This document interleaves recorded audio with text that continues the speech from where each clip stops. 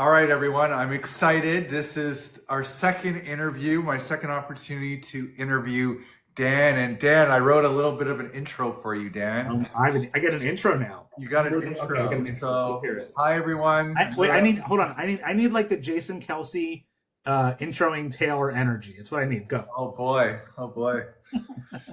Don't make me nervous here. Well, this is a genuine enthusiasm episode.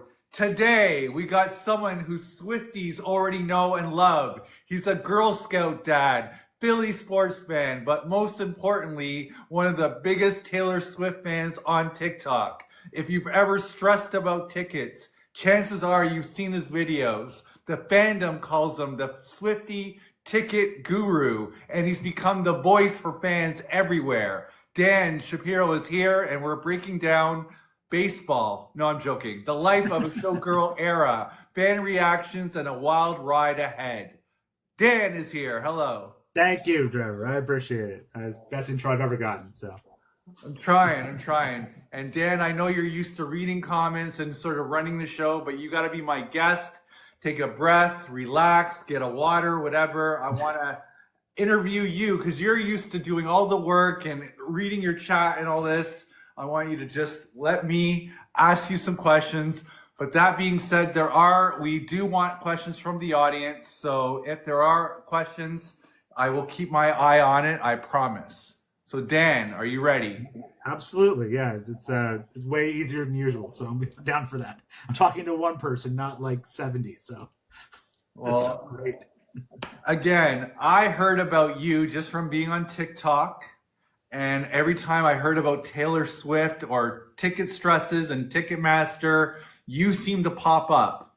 So that's how I heard about you. And then fast forward to Taylor Swift taking over Toronto for 2 weeks. And everyone that was, I went to interview Swifties, people brought your name up. Like, I'm surprised. Like, I think I've asked you this question in interview 1, which is still on YouTube, by the way. Do you think Taylor Swift management, besides the chef, is aware of you? Do you think Taylor Swift and her husband or fiance are aware of you? I think at a minimum her mom probably is, because I know Jameson talked to Andrea about possibly trying to get us backstage the night we were in Rogers Center. So maybe at least Andrea does. I have no idea if Taylor or Travis, if any of them. I've never been visited by like the Taylor fairy, right? Like I've never had a Taylor Nation comment or a Taylor reaction or anything like that. Maybe someday. But you know, at the very least, I think Andrea Swift might know that I exist, which is something. So That was literally a bonus question that went in my head, but we'll rewind a little bit. So Dan, for anyone who hasn't seen your TikToks yet, how would you describe what you do in this TikTok fandom of Taylor Swift? It's a variety of things, right? I think that the main thing, right, that I did get the most notoriety for was kind of being like the Ticketmaster whisperer, right? Trying to figure out what Ticketmaster was doing when, because with the Eras Tour, so much of the ability to get those last minute tickets really did drive based on your knowledge, right? Your expertise, your knowledge, and your like knowing what was going on was a massive advantage versus just winging it. Right. So I think that, yeah, like there where I was able to fairly well use my nerd powers to like decode Ticketmaster's next move and tell people this is what you should be paying attention to. And, you know, if you have to buy resale, this is the best way to kind of like play the StubHub game or whatever. That obviously was like the main thing that I got notoriety for. But I mean, obviously beyond that, you know, I think a lot of it is just that I love talking about Taylor. I've been a fan of hers since day one. Love just talking about her and finding ways to use my nerd superpowers that I've honed over a career doing big data and IT and all that kind of stuff to like answer the interesting questions, right? Like I was able to look at her history of how she typically did album releases and things like that, and I predicted back over the summer, you know, she is likely to announce an album sometime around August and drop it in October or November, right? And here we are, like, just looking at logistics, patterns, history, timing, things like that. was able to kind of predict that, right? And like with this, recently, with the merch and stuff, everyone's coming into my lives to be like, hey, is there going to be a merch drop, or is there going to be this or that? And then again, I'm just, one of the things that I'm good at is looking at a lot of data and like synthesizing it and like coming up with logical conclusions based upon that. It's one of the things that I am really good at, that I use professionally, but I also get to use, personally. And obviously my channel goes all different directions. I spend a fair amount of time breaking down mini golf right now because I love mini golf, and I watch the Twin Torch guys, Danny and Steven Sinicki, and I do tons of videos analyzing their videos, right? Because I post about my obsessions. I post about my hyperfixations, and Taylor's one, mini golf's another. This time of year, it's going to be probably some Philly stuff and Eagle stuff leaking in there. But yeah, right now, obviously, it's all about Taylor, a new album, and all of the craziness that comes with it. For someone who loves data, there's a lot of new data we're getting, right? Like new songs, new interviews. She's going to talk about things every time she opens her mouth. It's like she loves hinting at things and dropping eggs and whatever. So it's like it just creates all these opportunities for me to go, ooh, how do I take that and then add it to this and then come up with what do I think the next thing is going to be? I do less Easter egging and more like trying to find the forest through the trees, I guess, if that makes sense. All right, Dan, I love you, but you're answering like 20 of my questions right now. And I know this is a big night for you, and I don't want this to be a seven-hour interview, but you did answer my question, but we will get into the merch later on. Sure. But for sure, and you did touch on this a little bit, but because you are known, quote unquote, as the Swiftie Ticket Guru, like you did touch on how it started, but when did you realize that fans were actually turning to you for advice? Like when did it kind of hit you, oh wait, this is actually becoming a thing? So the first videos that I posted that kind of got any traction around that topic would have been around like when Taylor was in Miami. So it was the start of the final leg of the Eras tour, right? And I was very obsessed at that point with trying to get tickets.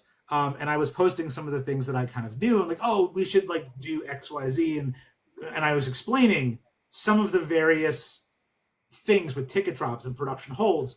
And the videos were getting tons of views. And I'm like, this was a really like niche, weird video I recorded in my car with like horrible lighting. Like I'm squinting, the sun's in my face. I'm like, and yet it got like 150,000 views. And I'm like, oh, wow. Like people want to hear me ramble about random ticket, niche like stuff. And they did.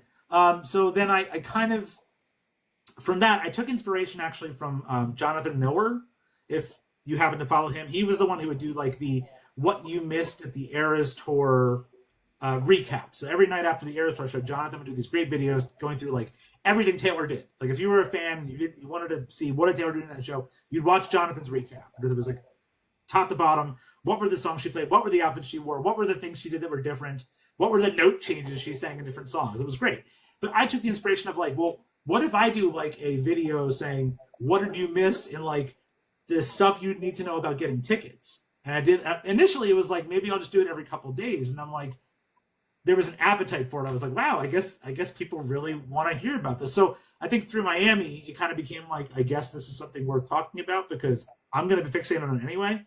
And then, yeah, after Miami, when we got to New Orleans, I think at that point I kind of knew that like people were really focused on me, and I was able to help a lot of people succeed getting tickets to New Orleans, and then Indy, Toronto, and I just kept going all the way through Vancouver. So yeah, like that was kind of, but Miami was the start of it, where I never thought there was going to be that much interest in me rambling in my car about production hold tickets, and I'm like, oh, all right, I guess I have a niche. So awesome.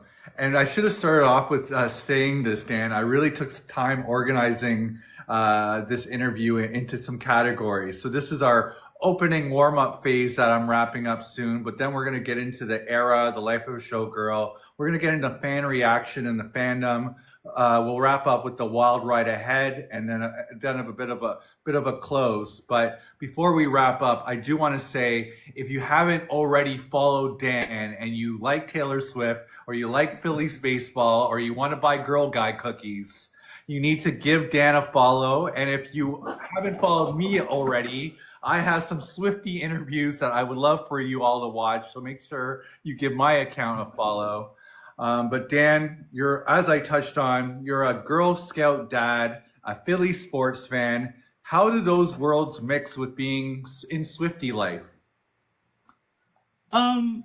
So a ton of it is all just, I love doing things where I can connect with my kids, right? So like sports, obviously my son is as big of a sports nut as anyone in the world. So he is the one that, I could spend hours, going to games, talking about sports with him. Like, so for him and I, that's a way to bond. And my dad, who's been gone about a decade now, but he and I was the same thing, right?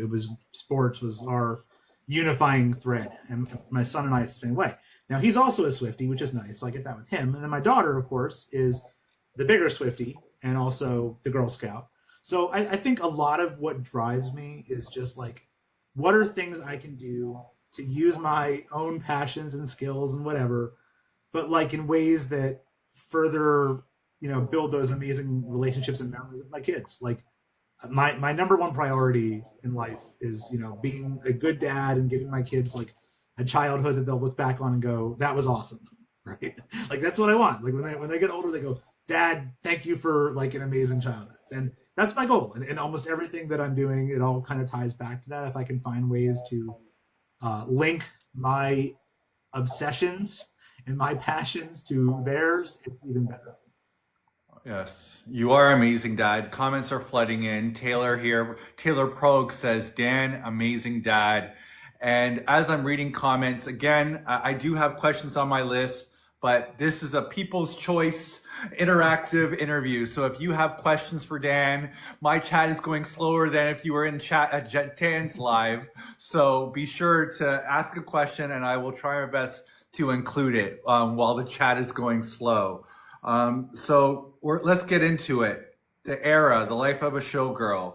What's your first impression of this new era-ish? What's early? I mean, obviously the album comes out in a few hours, but what the buzz, the leaks, the lyrics, what's your first guts right now? Well, so I think there's been an interesting evolution in this, I think, over the past week or so, because I will fully admit I was, in general, pretty underwhelmed and confused by most of what the marketing was and like the way this album was kind of positioned. I mean, essentially everything after New Heights. Like when Taylor went on New Heights, that was amazing and it was great. And then we had like weeks where I'm just like, what are they doing here? But this past couple of days, what I have realized is that a lot of the things that like I kind of wrote off as this is weird or this is goofy or I don't understand this, it was actually very clever world building from a marketing perspective. So one of the things I poked fun at is every single time Taylor or Taylor Nation posted about this album, they always put in there produced by Martin, Shellback, and Swift, right? To the point that it was almost kind of like, we're getting nothing. We're getting breadcrumbs from you, and then every time you have to remind us it's produced. Like, it was a little bit like, why? Why are we doing this? But now, as I see the bigger picture, right now we see the forest instead of the trees.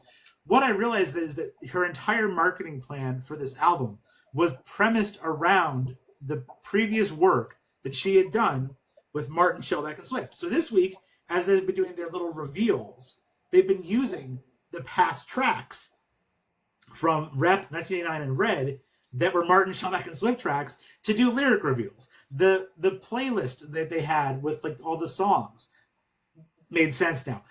The only video clip that Taylor provided for the exhibit in New York was her talking about how important it was for her to get Max and Shellback back to the table. So like all of these things where I was like, why are we doing this? Why do you keep telling us the same thing? It was because She wanted us to know how much it mattered to her and that they were going to use it for the entire marketing scheme in the same way that she kept crediting the photographers. And I'm like, why do we keep talking about the photographers? Why do we keep crediting them? Well, it's because so much of the marketing for this album was heavy on the art, the photography, and the visuals. So in a way, like as I look at it now, I go, oh my God, she was world building from the start. And I just thought it was Taylor Nation being annoying.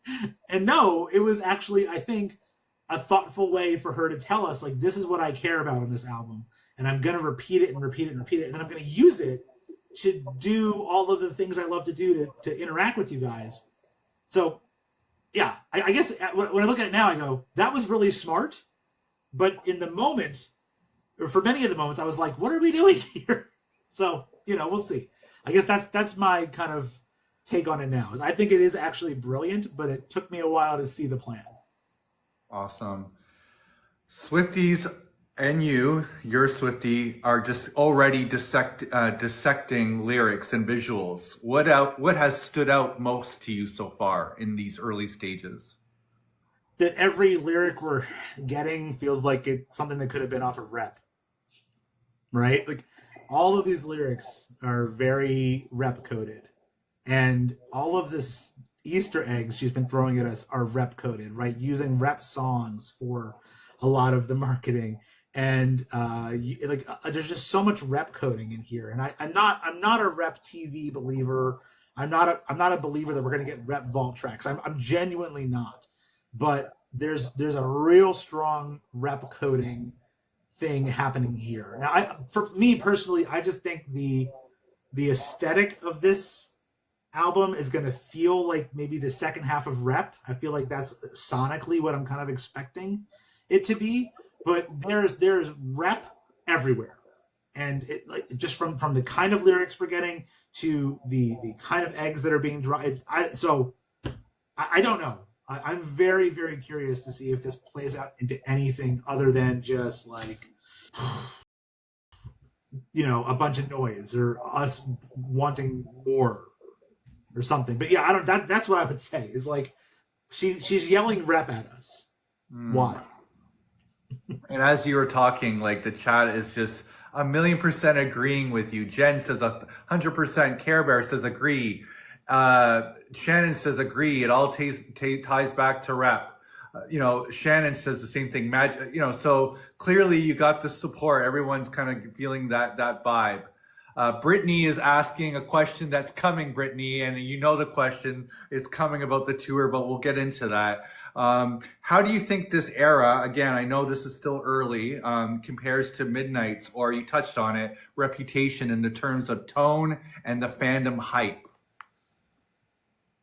I think the fandom hype is probably at an all-time high because the fandom has grown so much through the Eras Tour, through people being willing to explore her music. I think more and more you always see these clips of unlikely Swifties, maybe people who look, like me or whatever, and they give Taylor a chance and they go, oh wow, like, she's great. So I think that her fandom has increased. I think the Eras Tour, being as accessible as it was on Disney and things like that, increased her stardom. This album being a real pop album is going to be likely much more accessible, right? She's at least selling it that way. We'll find out in 2 hours and 9 minutes if that's true, but she's positioning it as a pop album. And to be honest, if you want to make pop hits, you go to Martin and Shellback, right? These guys are the greatest hit makers of the past 30 years, in general. Like, if they're not number one, they're certainly up there. And if you think about the standard that was set when Taylor worked with them before, it's a high bar. The kind of music that they produced together was top-notch pop music, Grammy-winning pop music. So for her to go into the studio with them, believing she can recreate that magic and bring the lyricism of folklore to it, like she talked about at New Heights, that is a lofty goal. So I think the fandom is incredibly hyped because, she's saying, I'm going to give you more accessible music, right? You're not going to be sitting there twiddling your thumbs through a bunch of slow ballads. You're going to be up and dancing and energized with this music, which I think, again, is more accessible than, a Folklore Evermore, which is, again, gorgeous music, but for a narrower audience, potentially. This is not. This is for the everyone audience. This is for pop radio. That's what Martin and Shellback do. So I think you have that. I think you have a huge number of fans. I think the hype has been built pretty effectively over the past couple months for this album. And as usual, the final week was just nonstop hype. And again, the big difference, though, between this album versus Tortured Poets, again, much more like Midnight's, is Taylor is doing the full promotional push for this album, right? 6 radio interviews tomorrow morning. 3 talk shows already scheduled. Something Saturday night, possibly SNL, or my theory was maybe a guest appearance with Sabrina at Sabrina's show in Austin City Limits. Like, she is doing the full push, which we did not get on Tortured Poets at all. There was no push. It was like, here's the greatest album you're ever going to get. See you later. I'll see you in a month when I'm back on tour. This is different. This is like Taylor going, please give this one a chance. And she's really pushing it. So, okay. Now, you wear a hat of a Swiftie into a worldwide audience. I mean, you're talking to people from all over the world through TikTok, your Instagram, your YouTube channel. But right now, because you got the Phillies jersey on, you live in the Philly area, I want you to represent Philly when I ask you this question. What is Philly Swiftie community saying right now? I know you wear this hat of the world and all other Swifties, but you live in Philly. What do you think your fellow Swifties in Philly are thinking right now?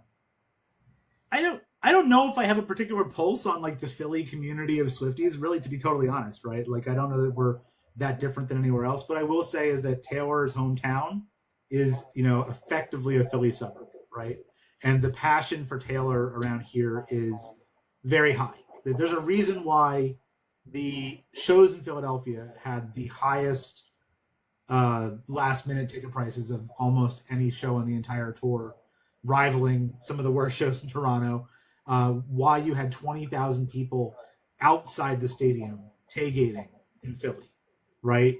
You not only had 65,000 people in the stadium, you had 20,000 more outside every single night. So the passion is very high. Now, that said, right, like one thing, if you want to try and measure it this way, like I've looked to see how booked up are the movie theaters to go see her show, the movie that's being put out this weekend, and even like the 3:00 showings at some of the AMCs aren't 100% sold out. So like, does that mean there's a little bit less energy? I don't know. There's just so many freaking showings. There's like a million options to go see this movie, but like it's not. I hear from people in other areas saying, "Oh, all the shows, everything's sold out." It's not like that here. Like my show, which is again Saturday at like 2:00, just due to my busy weekend schedule, I had to go see it midday Saturday to go see the movie. 16, 20 seats are sold out of a 200-seat theater. What does that mean? I don't know what that means. I don't know how to measure that from an energy perspective, right? I expected it to be a little more feral and a little more crazy, but I'm not sure if it's just like there's just such saturation in the market or whatever. But for us, at least in here, like this, if you wanted to go see the movie last minute on Friday at 3:00, guess what? You can get a ticket. You're gonna be fine. So I don't know. Hard to say if that's a measure of anything other than the fact that we have too many movie theaters. Fair. Now I'm gonna ask you a question that I know you have not been asked before. Is Taylor Swift going on tour with this album? And if so, when? Yeah, so my progression on this was initially I really did think so. When she announced the album when she did, it was at the time that logically plays into her being able to do a tour, right? So she announces albums in October because she can then announce a tour, and the tour starts in the spring, and she plays mostly outdoor football stadiums. You can't do those shows in North America in the winter because it's too cold. So like logically it was like, okay, we got a fall album. It's going to be a spring tour. Here we go. And then she and Travis got engaged. After they announced the engagement, my thinking kind of shifted to say, if they're really planning a wedding, is she going to try and do a tour in the middle of it? It feels like no, right? And if you've listened to 98 To Do Heights and what Travis has said in a couple of the times he's been asked about stuff, it feels to me like they're already planning a wedding.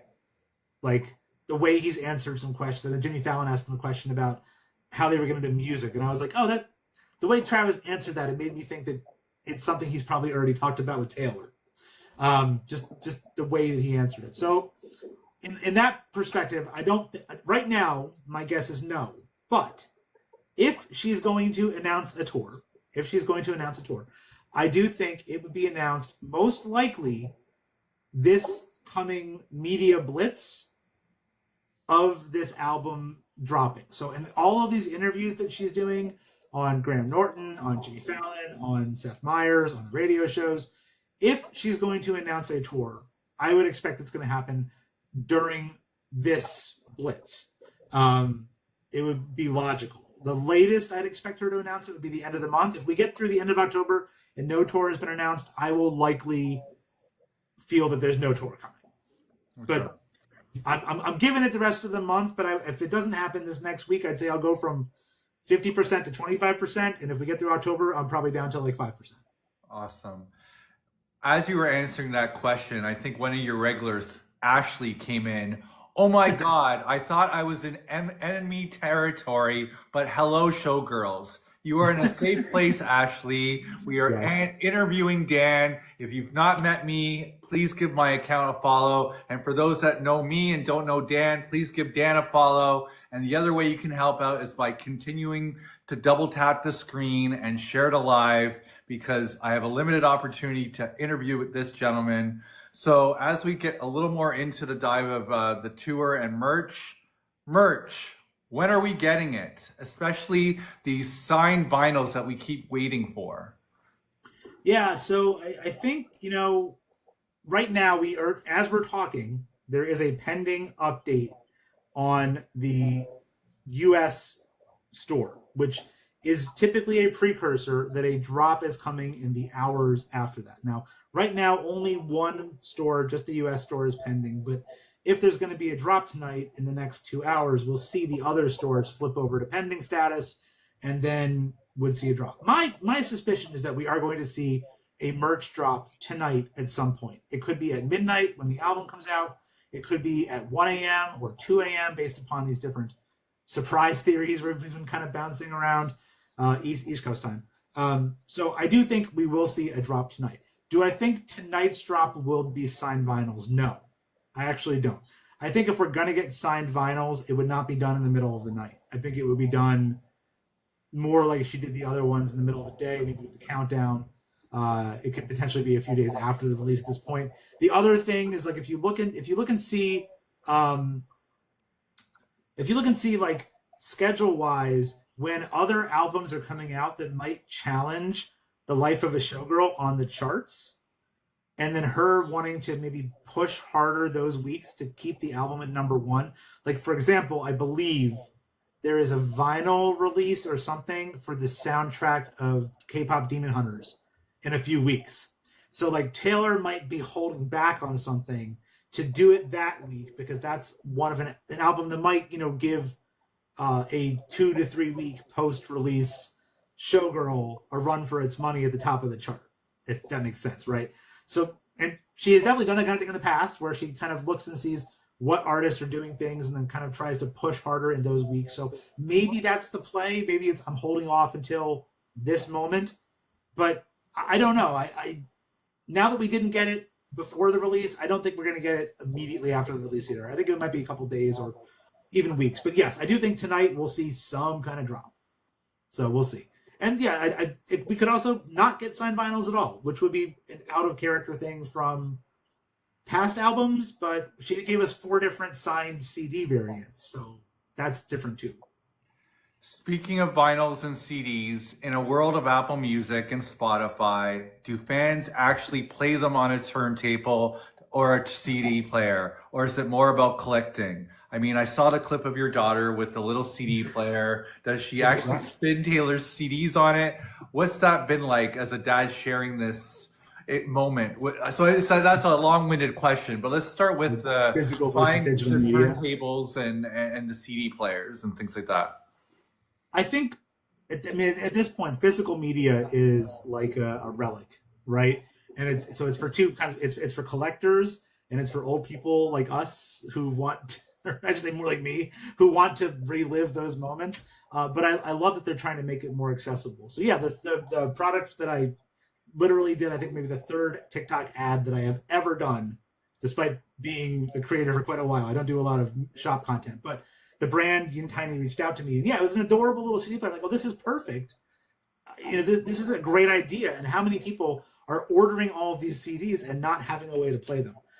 But yeah, I think in the majority of the music consumption my kids do, it's through digital means, right? They're streaming songs on their Alexas, or watching videos on YouTube. That's how that generation is generally consuming music. Taylor is an aberration that she can still sell physical albums that most artists can't. Not anywhere at the level that she does. So whether that's a trend, is going to continue, it certainly makes it challenging for artists to compete with the artists of old in a way, because, when we were growing up, if I liked 2 tracks from an art album, I bought the album, right? Did I know what the rest of it was going to sound like? I had no freaking idea, but like, oh, those were 2 really good songs. I'll buy this album. And sometimes that was great. And sometimes I was like, wow, I should not have done that. But, that was the gamble. Nowadays, you don't have to do that. There's no need to. You just listen to the 2 songs you like. But yeah, then the other question I kind of got hidden with that is that we saw the clip of your daughter with the CD player. Has she been playing CDs on it so far? And what's that been like as a dad sharing this moment with her? Well, we literally just got it like yesterday, 2 days ago. So it's brand new. I think once we do have some Showgirls CDs here when they arrive in these couple of days, I imagine she probably will spin him on there a little bit. But I don't know. It'll be interesting to see whether she chooses to use that or she just simply uses digital means. Now that she has it, it's like, will it become something she wants to do? I might spin some CDs on there because I have a ton of old CDs that I haven't listened to in years. So I might steal it and use it. And the cool thing is the thing is actually rechargeable and portable. So you just charge it up and I can bring it in. Like it's here. It's literally right here. So, it's adorable. It's so cute. And like, I'll probably do some lives, like spinning albums on this thing instead of playing it through digital, right? Like I'll do a live maybe this next week where I'm spinning Showgirl on my little portable CD thingy. But yeah, it's cool. I don't know. I don't do a lot of brand stuff, but that was one I said, absolutely, I will do that. I love this thing, and I will use it, whether she does or not. So I'll use it. And this is where I'm maybe going to show my age or seem like I'm that grumpy person get off my porch. What's good about physical content is they cannot take it away from you. Like when Kanye West, has a fit and decides to take a song off of Apple Music or come up with a remix because he didn't like the other version or whatever. And maybe mentioning Kanye West to Swifties is not a good thing. I apologize, Swifties. First word around here. I apologize, Swifties. I understand your point. But even in the sense of cancel culture with, certain artists that we like and then they do something wrong and then a song gets removed from a playlist. Physical means that we don't lose it. It's here unless we scratch the CD, Yeah, absolutely. I mean, there's a value to physical media. There's old versions of Taylor songs, right? That like you can't easily get anymore unless you find them. But like that's just the nature of the beast. But yeah, I don't know. I like physical media. Like I'm the one in my house who still reads physical books, right? Everyone else in my family has Kindles. I still have books, right? Like still have CD player. My daughter has a vinyl player. Like I guess I'm still big into digital content or physical content over digital content. But even then, 90% of the music I listen to nowadays is through YouTube Music or Amazon Music. So, at the same time, I'm a creature of the modern age, and I'm going to use what's available to me, and that's the most convenient thing, right? I pay $10 a month. I get whatever music I want. I can listen to it on my phone. I can listen to it wherever I am. I don't have to worry about bringing it with me. It's always there. So. This question is coming from one of your fans, and it keeps coming up. So I'm not ignoring it. So Jen asked, "What about the Vegas residency theory? Like I'm assuming she means the spear or like yeah, there's or even like the hotels, I guess, or." Yeah, one of the many theories running through the fandom right now is because of all of especially because of the Showgirl motifs, that Taylor, rather than doing a tour, would consider doing a Vegas residency for this album the Sphere being, I guess, the most likely place where that would happen. I am not a believer in it. The reality is the Sphere holds 20,000-ish people. Taylor does shows for 80,000 regularly, right? Like, I just don't see her doing that. I don't think it makes sense for her career-wise. I don't think it makes sense logistically. I can see her when she's older, maybe more of a nostalgia act, that she could do something like that. But, and again, I don't see her doing something like, I see someone in chat mentioning the Raiders stadium, right? The problem is other things have to happen there. And for Taylor to do a show, like a Taylor show with a big production and a stage, like the Eras Tour stage took 3 days to build. 3 days to build the Eras Tour stage. Another day to tear it down. You can't do a residency in a venue that does anything else if your stage takes 3 days to put up and put down. So I just don't think that it makes sense for her at this point in her career. I know it would fit the motif of this album. It would fit like the marketing and the concept, but I'm not a Vegas residency believer. I don't think we're going to see that. Maybe in 10, 20 years when Taylor's a nostalgia act-ish, if she ever becomes one, sure. Okay.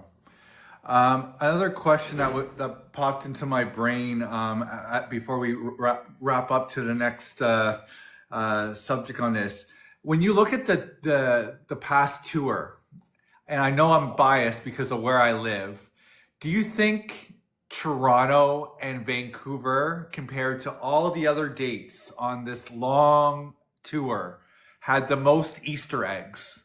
And if so, was that just not because it was Canada, just because of how it was the last two dates on the tour of the North American part of the leg, I guess? I'm just, because everything I Google, everything that comes up on my feed seems to be all these, oh, well, when she went through the tunnel, or when this happened in Vancouver, or they were recording in Toronto or Vancouver. Like, I seem to hear that mostly about those two cities. Is that just me being Canadian thinking, come on, Canada? Or is it just because it happened to be the last, you know?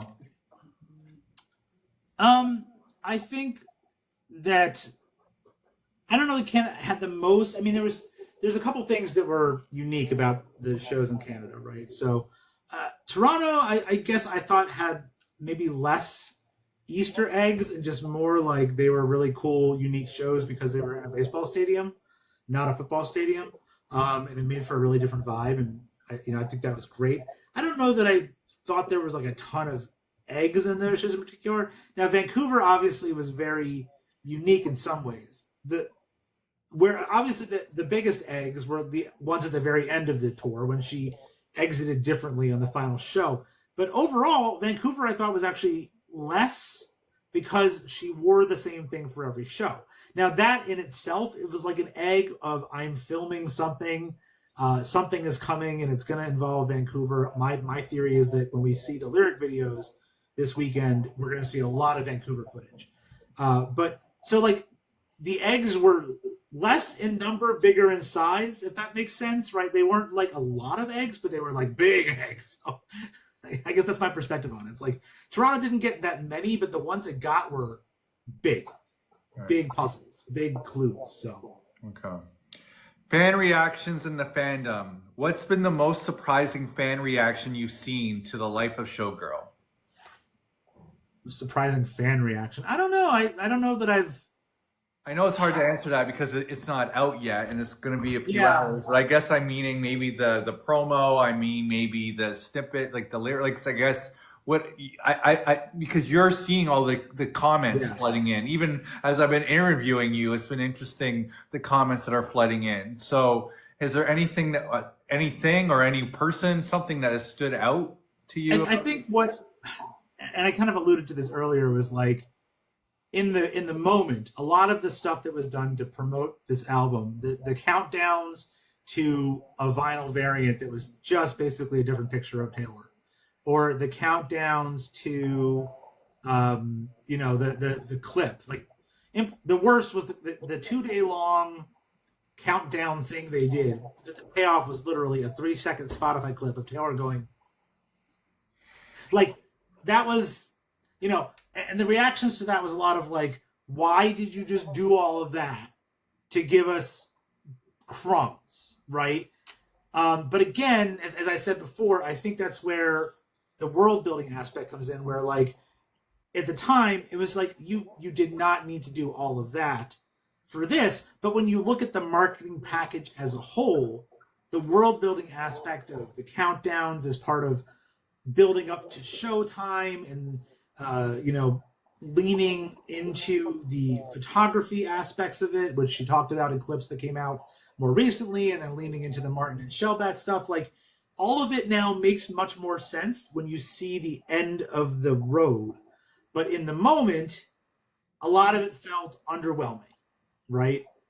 And I think there was a lot of fan reaction, my own reaction, to many of those moments saying like, that could, that countdown could have been an email, right? Like you didn't need to do all of that. But again, I think when you look at it as the whole package now, the moments that felt underwhelming make more sense because they were building toward the world of Life of a Showgirl that Taylor was crafting, that I think we're now understanding better as we see the full picture. Mm-hmm. Okay. On TikTok, and I know I'm repeating myself a little bit, you've become almost the voice of the Swifties. Do you feel a responsibility when you post or do lives, knowing so many fans are listening to you? Or, I know you've been talking about, his name escapes me right now, one person that does content that you don't necessarily agree with, or he lies a lot, Exactly. Every time I pop on your live, you're sort of saying you have a love hate with him, or you trust him, you don't trust him. But all that I say, does that put an added pressure that when you're posting videos and you're posting content, that you want to be sort of the person that people look at highly? Do you put that extra sort of cape on, like Superman? Yeah, I guess in a way, sure. Like I like being thought of as someone who has rational takes on things, right? Like I'm less clowny and eggy than many other Swiftie creators. I just tend to try to have a rational, like logistical, evidence-based take on things. I guess I can blame my father for this, because he was a school psychologist and his entire career was about like evidence-based this and evidence-based that. And he ingrained that in me. If I'm going to say something, I should have some evidence for it. Which again, I think in the world we live in now it's kind of funny, is like the culture of like, you don't need evidence to say stuff anymore. You just say whatever you want and like people don't care. I'm not that way. Right. So yes, to that degree, like if I say something, I want to feel like I have a way to at least back it up. And if I'm going to theorize or guess at something, I like to have some sense I could be right. Like, and there's times I'll put my neck out there, like this Taylor doing Austin City Limits thing with Sabrina is a little bit out there for me, but in the video where I talk about it, I fully say, like, I'm a little wishy-washy on this. Like, I'm not being like, Taylor is 100% going to be in Austin City Limits, which I know that's a more viral TikTok, right? If I do that, I get more views and I get hate comments and I get whatever, but it's not me. It's not me. So to that degree, sure. And yes, when I go live, I know at this point, if I go live, especially now, people will assume that something is happening that they have to pay attention to. So when I go live and it's just a talk, I'm like, oh God, people are going to get triggered. But, most of the time I go live is because I have a hunch of something, or if I don't, I'm very forthcoming that I'm just live to chat and I'm not here because I'm going to trigger your PTSD. Okay. And as you're talking, the chat just keeps flooding with signed vinyls, signed vinyls, signed vinyls, signed vinyls. I know, it's what everyone wants. It's what everyone wants. I'm happy with the signed CDs. I'm good. I have a couple signed CDs coming. I'm good with that. Like I've got what I need out of that. But yeah, the vinyl collectors obviously want them, and a Taylor signed vinyl is awesome for the collectors. So. Brittany says, I live right down the road from Austin City Limits. If she is going to be there, I would love to know. So yeah, I'm sure it'll be pretty well kept as a secret if she's going there, though. So Dan, Swifties are famous detectives. Do you think fans are overanalyzing, or is this is the detective work just part of the fun? I think in general the detective work is part of the fun. I think And I think if you go into it with that mindset that the detective work is part of the fun, and like you're not expecting it all to be super serious, it's more fun. If you take everything seriously, I think you're going to drive yourself crazy. But yeah, I think in general, like, people do analyze a lot. I think it's fun to analyze. I think it adds to the lore of the fandom. And Taylor herself, many times now, has told us that she does these things, and she likes doing it because she likes the fact that we enjoy it. So it's real clear that this is something that I think is part of the fandom that is very intentional. And it's not just us people being crazy. It's something that Taylor has said very clearly. I do this, and I like doing it, and you guys like that I do it. And it's a symbiotic relationship in that way, right? Like, there's no question that it's something that she enjoys, that we as a fandom also get to partake in, and all kind of do this together.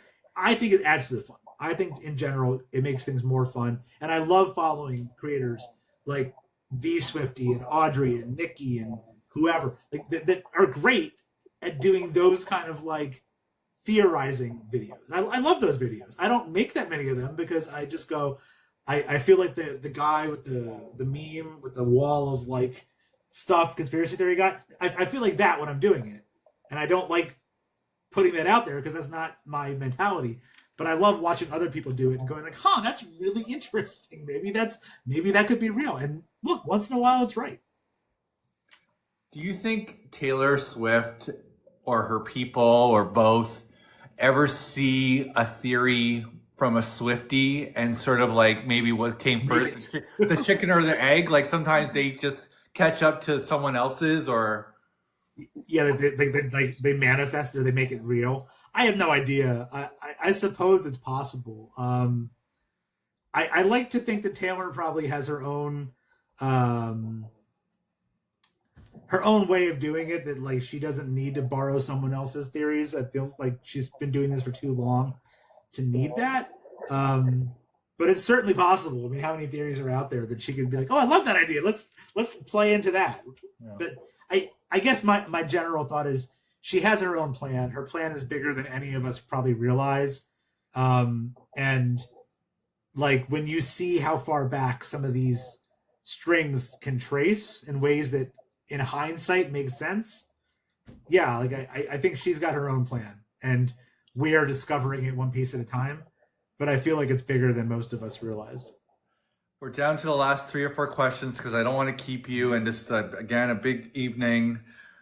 We are talking to Dan, who is the TikTok guy. When you need questions answered for Taylor Swift, you need to buy tickets, you want to buy Girl Guide cookies. If you haven't given Dan a follow on TikTok, please take a quick moment to follow Dan on TikTok. If you haven't followed me, and I'm talking to all of Dan's billions of followers right now, please take a quick moment right now to give a quick follow to my account. If you're following both of our accounts, please right now just double tap the screen. That brings more people into live when you double tap the screen. I do appreciate that. So we're getting down to this. If you had to explain to a non-Swiftie why this fandom is different than any other fandom, what would you say? Why we're different than any other fandom? I mean, the size and the scope of it is the crazy part. It's like, and I think the thing that's great about the fandom in general is that there are so many ways that you can be a Swiftie that range from being like a feral, crazy person who analyzes every Easter egg, to someone who just listens to a couple songs and enjoys it, to someone who's on the discovery journey of the music. There's just a spot for everyone, right? And I like to say with Taylor, honestly, if you can't find a Taylor Swift song you like, you probably just haven't listened to the right one yet, because there's 300 of them, right? And they range in musical styles from pop to rock to folk to, you know, almost like jazz type songs at times, and emo-ish songs. And there's so many different aspects to it. I mean, unless you're someone who only wants to listen to like reggaeton and like, you know, hardcore rap, then I guess fine, you're probably not a Swiftie. But like everyone else, like there's something in this package for you. There's a moment that you're going to listen to something and it's going to be like, oh man, like that's that song, I relate to that, or musically I like that. It's doing something in my brain. So I think it's that, and I just think that there's so many ways that you can be a Swiftie. And it's a big tent fandom. It really is. Like, everyone is very welcome. Like, it's a huge number of people, but it's a very welcoming and supportive fandom. Like I've said before, when I was at the Eras tour, it felt genuinely like the same feeling as a fan as I got in 2008 when I saw the Phillies win the World Series in person. Like, the energy in that stadium, the feeling of being there felt exactly the same as I felt getting to watch my favorite baseball team win the World Series in person, and getting to see Taylor Swift in concert in that kind of venue with thousands and thousands of fans. It was like the same emotional part of my brain was like, you are reliving this kind of moment. So you don't get that a lot. There's not a lot of fandoms that can create those kind of moments for you. When the Blue Jays beat Philly to win the World Series. I don't want to talk about that. I was traumatized. But our famous street in Toronto is Yonge Street, and just seeing people high-fiving each other, hugging each other, was a bit of a moment when I was interviewing Swifties at the concerts in Toronto. It was such a positive. I know I'm preaching to the choir because you went to the concert, and most people that are watching this have probably went to a Taylor Swift concert. I myself have not been to a Taylor Swift concert. However, I spent from 3 o'clock in the afternoon to midnight one of those nights with my tripod in front of Skydome, in front of the bracelet, interviewing thousands and thousands of Swifties. And I honestly think it really changed my life. Like, I know that sounds dramatic or it sounds something, but it was like, I'm a bit of an impatient person. I'm someone that lets little things bother me. But being around such positive people for those many hours, you know, someone stepped on my shoe, I was actually, oh, no problem. Someone was like, oh, am I in your way? I'm like, no, this is your concert. Let me get out of your way so you can get a photo in front of the bracelet. So I just felt like the Swifties, again, I'm sounding dramatic and maybe cheesy, like, just made me a better person, at least for that night, you know? Yeah, for sure. No, and honestly, it's a great series of videos. Like, for my followers, right, if you haven't seen them, like, go to Trevor's page. He has an entire playlist of his, like, all of his on-the-street interviews he did in front of Rogers Center. And if you ever want to, like, be back in that Eras Tour moment and, like, feel that energy, just go watch those videos for a few minutes, because it's just like it feels really good. If you're missing that, like, it's a great way to, like, dip back into that vibe we were all in. And yeah, next tour you're going to go. You're going inside. So we'll make sure going, because I'm going to watch your account, and you're going to give me the tips on how to get these tickets. We'll get you in the door. 100%. But this segues into the next question, is do you think Taylor is gearing up for an even bigger tour than Eras, and is that even possible? Like a final tour, almost kind of like a send-off tour? I don't know, maybe. So we all know Taylor's love for numerology, right? So her next album is going to be TS13. If she's ever going to try and top Eras Tour, it would be the tour that she does after that. I think Eras Tour in some ways was necessitated by how much music she had put out that she had to tour at the same time, right? But between her, basically there was Lover, Folklore, Evermore, Midnights, and then halfway through the tour, Tortured Poets, that she was touring for all of that at the same time, half her discography almost, that she's never going to have that moment again unless she chooses to not tour for like 10 years and then comes back again. So I don't think that, like, I don't know if she's ever going to top it. I don't know if she's ever going to try to top it, especially if she does end up getting married and having kids and doing something vaguely more like a normal person's life. It would be hard for her to do that again. But I think if we're ever going to see another massive tour, the TS13 tour would be the one that would, especially if she doesn't tour Showgirl. The tour that she would do after TS13 would, I expect, be fairly epic and maybe Eras Tour in scale. Oh. Remember our last interview, which, by the way, is still available on both of our YouTube channels. Our last interview I did with you, I said I made you the president of Ticketmaster, if you recall. I do remember that. So you were really good with that answer, and we'll post that clip again because you really gave a good answer on that, and we can ask it again. But Ticket Talk, are we headed for the same chaos as before, pending if there is a tour, or has Ticketmaster and the fandom, have we learned anything? Whether it be from watching your lives, whether it be Ticketmaster just like figuring something out, or maybe they heard your advice in the last interview of you being president.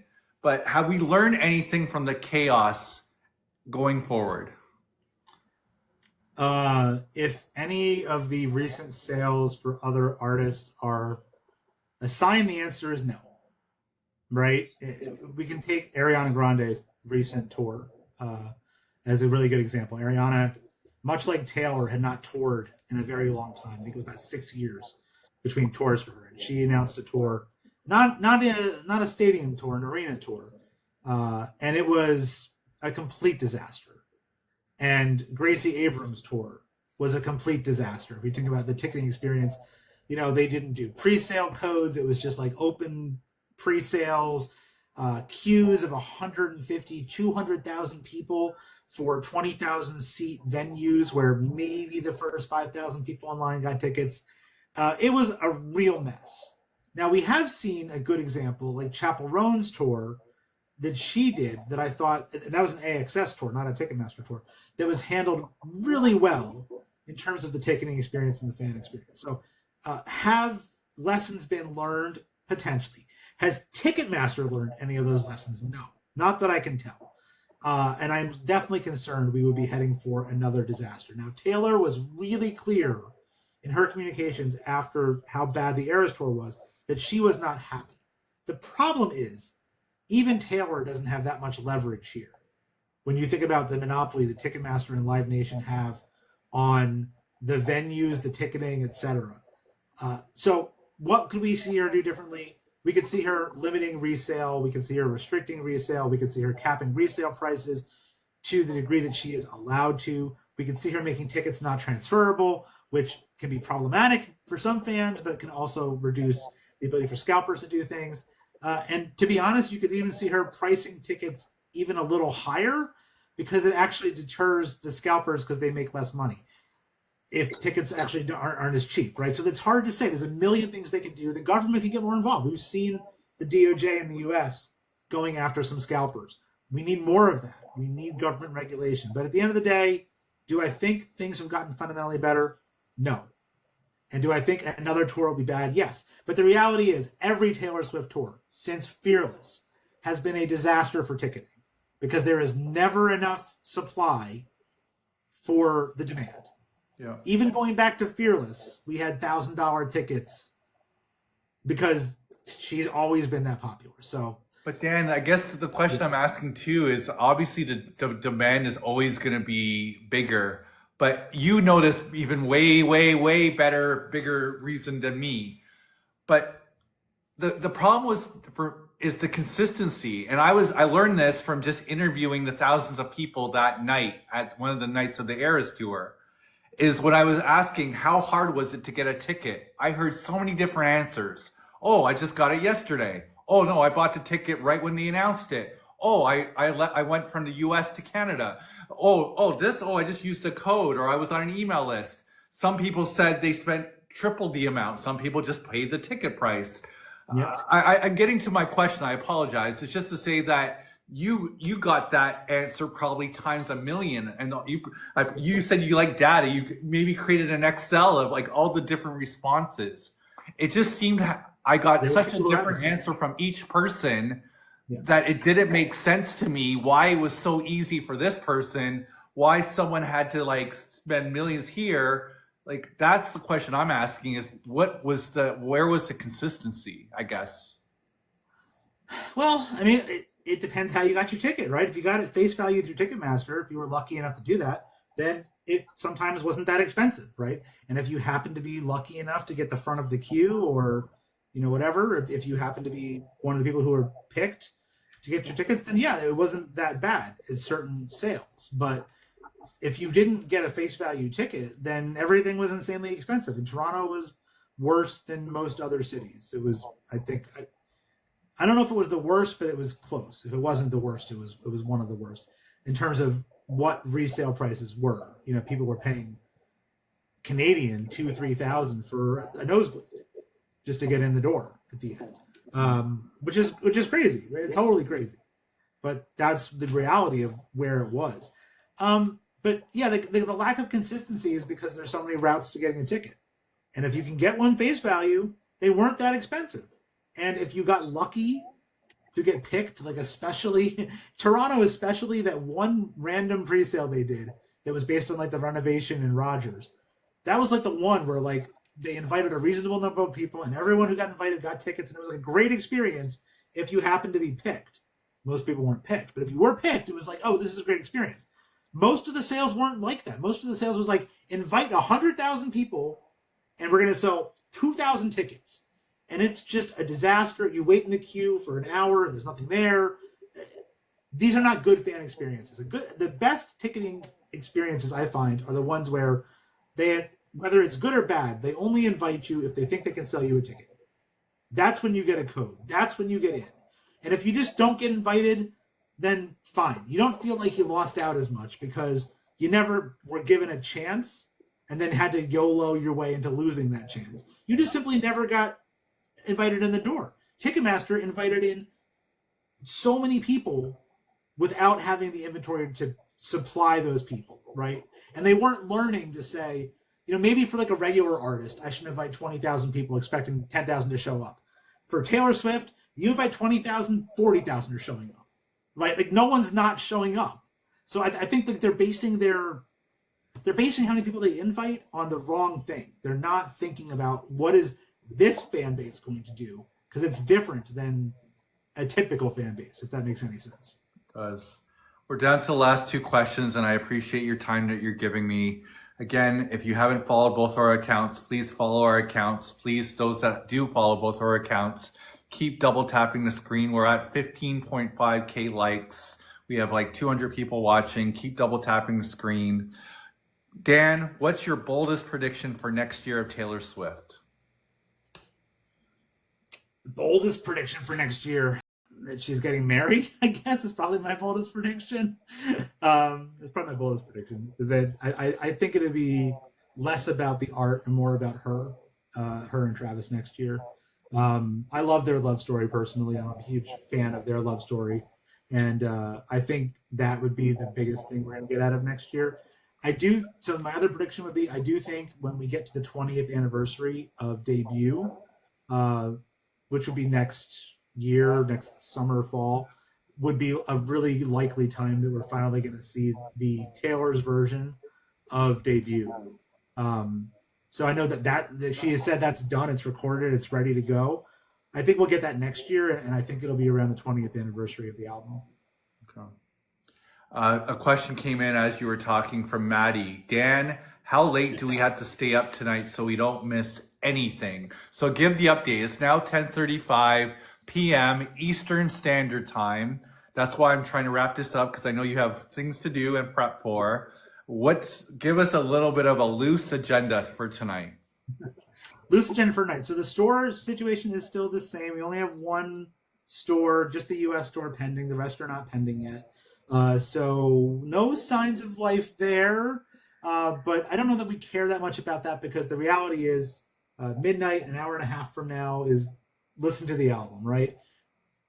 Then I'd say 1 o'clock, we are definitely watching for the possibility of some kind of surprise. Again, this is mostly based on the 3-2-1 theory that people have talked about, being that Midnight's had a 3 a.m. surprise, Torture Post had a 2 a.m. surprise, so we could be on a 1 a.m. surprise. And there were a lot of random 3-2-1s that we've seen as Easter eggs.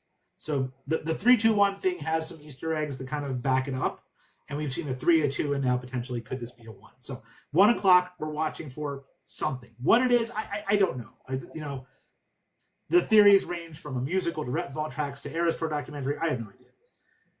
2 a.m., we are watching the Carmador on TikTok. So on TikTok, there's the TikTok promotion that's been announced to hype this album. There's a countdown on the Carmador page that's counting down to 2 a.m. East Coast time, so 2 hours after the album comes out. So we're watching to see what happens at that. moment at 2 a.m.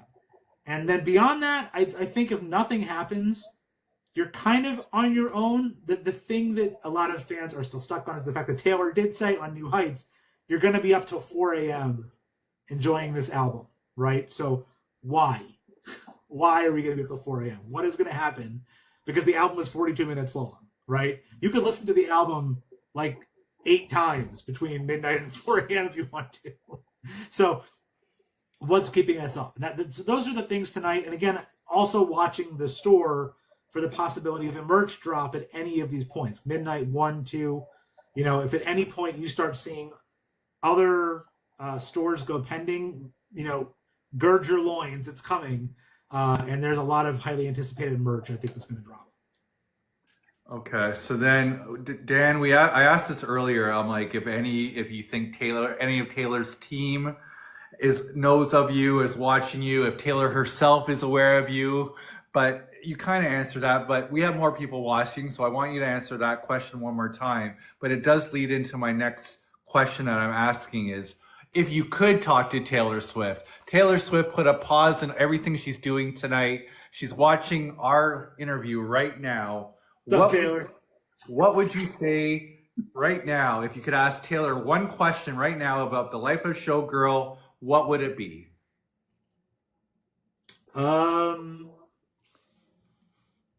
I think it would have to do with how does this tie to the Eras Tour filming that you did in Vancouver? I think that'd be the main thing I want to know is like, what the hell were you doing in Vancouver, and is it related to this album? Because I think that is the thing that I want to see most is like, what was all the Eras Tour footage for? So I guess that, but I think we'll have that answer hopefully within the weekend. But yeah, I don't know. I'm just excited to hear it because I love the love songs. I love the happy stuff. And I think we're about to get an album full of, you know, Travis, you know, made my life better kind of songs. And I love those songs. So I guess I'm hopeful for hearing that. But I'm pretty sure Taylor's asleep right now because she's in the UK, I think. And it's like 4 a.m. over there, 3 a.m. So hopefully she's getting some rest because she has a busy day at radio shows tomorrow. Well, here's another question. Sorry, a bonus one is and maybe this is secret information, but what are you doing to pursue getting to know Taylor Swift? I don't know if you've ever been asked that question before, but what have you ever tried to meet Taylor Swift? Have you sent an email? Have you sent a letter in the mail? Like you've met the chef of the tour, but ultimately, do you ever think you'll meet her? Would I love to? Sure. I'd love to be able to thank her in person for everything she's meant to me, to my kids. But I would love to have that moment, but I'm also a realistic person, as you know, that I understand that the odds of that ever happening are incredibly slim. The only time that I ever tried to pull strings to get Taylor's attention, it wasn't for me. It wasn't for me. I asked Jameson, of the chef from Toronto, I asked him if there was any way he could get the Taylor for Lily, my neighbor who unfortunately passed away this summer from cancer. And I asked Jameson if there was any way that he could get word to Taylor or her team to get her attention in the story. I think as we learned later, Taylor spent most of the summer taking care of her own family's medical issues. So it's probably one of the many reasons why we weren't ever able to get her attention for Lily. But I have never tried to pull any of the strings I have to attempt to meet her myself. If I ever had the opportunity, yes, I would love it. My daughter would go crazy. It would be an all-time moment. But no, I'm not out here like actively being like, I'm gonna find a way to meet Taylor Swift. I'm too realistic to ever do that. But maybe someday when she's a little less inaccessible because she's not like the entire music industry, maybe there'll be an opportunity in the future where I can, and again, still be able to share my sincere thanks for what she's meant to myself and so many others and my family. But yeah, I don't know. The only time I ever tried to play that card was not for me. It wasn't selfish. It was for Lily. Wow, I was getting goosebumps as you were talking. You're a good person. You're obviously a great father, a great family man, a great husband. And obviously, I'm not going to speak for all of Swiftie Nation or anything, but I know a lot of Swifties, most Swifties really appreciate you and everything that you do here on TikTok and Instagram and on your YouTube channel. I thank you for giving me 2 awesome interviews. I learned so much when I talked to you. I really hope I get to meet you in person, whether it be at a baseball game or at a Taylor Swift concert, whatever comes first. Absolutely. Can you talk to me about your night tonight? Like, I know you've touched on, the album's coming out. Are you going to be live on TikTok after this? Are you going to be doing all these updates? Are you going to sleep at all? Like, tell us, because there's a whole bunch of Swifties watching, what your plan is, what they can do to get locked in with you tonight. Yeah, I think once we're done here, I'm going to go back downstairs with my kids for a little while, get offline. When we get closer to midnight, I may come back on. I'm not sure like where we're going to be setting up in the house to listen. But I'll be with my kids and we're going to do a little listening party. My kids are lucky enough that they didn't have school today or tomorrow. Just luck of the draw where Yom Kippur was today. So our school district was off, and then tomorrow is an in-service day. So we got very lucky that it landed on a day where they can stay up till late and there's no real consequences other than them probably being grumpy tomorrow. But we'll stay up, we'll listen. My guess is that I will probably stay up later than them for some of these potential late night surprises, if there are late night surprises. But yeah, I think we're just going to hang. It will likely be live to listen with everyone, but that kind of depends upon where we set up and what we do. So. But Right now, I'm going to go get some cookies because we put some cookies in the oven before we started this interview, and they're downstairs waiting for me. So, honestly, Dan, I appreciate you so much for these interviews. The first interview we did is on YouTube. I'm going to get this one on our YouTube channel right away. You are so awesome, but I mean, I learned so much when I asked you these questions, and I really appreciate you doing these interviews with me. You're awesome. I appreciate you. For sure, man. It was a good time as always. And if maybe you get a Phillies Blue Jays World Series, we can talk again. Well, I just checked the score. The Yankees beat Boston, so now it says the Yankees versus. Talking about Ticketmaster, I think we talked offline about this. The Yankee Stadium or Yankee management. Sorry, Swifties, we're going on baseball for a second. They're not allowing Canadians to buy tickets to go see the Yankees and Jays play, and then I'm going to insult us too. Then we have to be petty, and we're doing the same thing. We're not going to let the Americans now buy tickets to the Jays game. It shouldn't be about that, I'm just, Yeah, it shouldn't be either way, but yeah, I mean, Yanks Jays is a great series. Phil's Dodgers is a great series. So we got some really, really good. I think the reality is both of our teams have drawn the hardest potential opponent in the next round. I really feel like if the Phillies can get by the Dodgers, they're going to the World Series. I think likewise, if the Blue Jays can get by the Yankees, they're going. Let's see Philly and Toronto again. That would be fun. Yeah, it'd be a fun rematch. We got some I will come to things Philly. to settle from '93. Some childhood trauma Joe Carter gave me. Miss, you wanted me to tell you, I want to take this moment to thank Dan for everything he's done for the fandom with the Eras Tour. Liz Best says, thank you for all you did to help Swiftie for Lily. Liz says, thank you, Dan, for helping so many Swifties get legit tickets to the Eras Tour.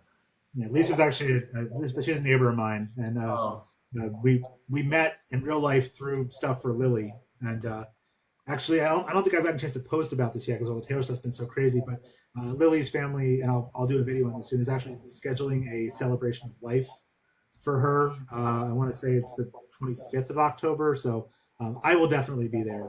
I know Lisa Beth will be there as well.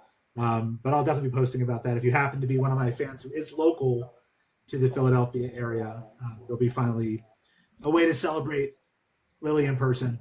And Lisa Beth and I will both be there probably, so you can come hang out with us and celebrate a really special person who unfortunately got a tough draw in life. Wow. Well, I appreciate everything that you're doing for people. You're a good person. More importantly, you're a good husband, good father. And I've been liking getting to know you. I hope I get to meet you in Philly or Toronto. And again, whether it be baseball or a Taylor Swift concert or buying Girl Guide cookies, I really appreciate your time. And I have an exciting night for you and your family. I love when Swifties get excited about stuff. So this is great. Good time. All right. Thank I'm going to you. go have some cookies and go get things fired up with my kids. To my followers, I may see you guys in a bit. If not, just know I'm listening somewhere. And if anything crazy happens, I'll try and be online for it. Awesome. Thank you, Dan. Good night. Good night. That was Dan the Man. Everyone. Again, my name is Trevor Gordon. I'm a Canadian content creator. I'm born and raised, live in Toronto, Ontario, Canada. I had the pleasure of interviewing thousands and thousands of Swifties when Taylor Swift was in Toronto. You can see that playlist of interviews where I interviewed thousands of Swifties on my TikTok bio. I have a YouTube channel. You can catch the first interview that I did with Dan also on my YouTube channel. So again, it's nice meeting new Swiftie fans and new people of my account.